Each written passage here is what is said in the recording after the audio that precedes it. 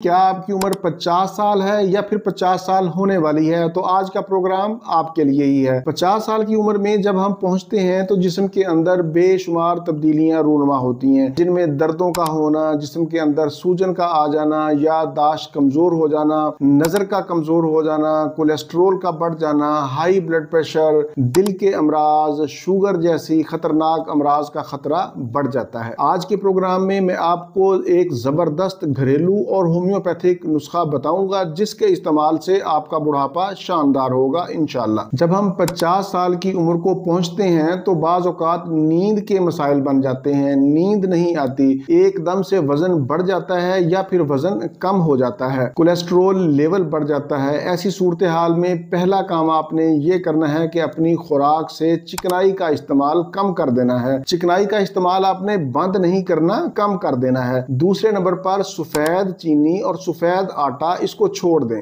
चक्की वाला आटा इस्तेमाल करें। फाइबर वाली अशिया का इस्तेमाल बढ़ा दें, जैसे फ्रूट, सलाद, सब्जियां, दालें, इसका इस्तेमाल बढ़ा दें। जौ का दलिया इस्तेमाल करें। सुबह निहार मुंह 1 गिलास नीम गर्म पानी में 1 चम्मच खालिस शहद डालकर जरूर इस्तेमाल करें। इसके साथ साथ रात को सोते वक्त 2 अदद अखरोट, 7 अदद बादाम और 1 इंजीर को पानी में भिगो दें। सुबह उठकर बादाम का छिलका उतार कर चबा चबा कर तमाम चीजें खा लें और बाद में नीम गर्म पानी शहद वाला इस्तेमाल करें तो इंशाल्लाह ये एक बेहतरीन कुदरती टॉनिक तैयार हो जाएगा।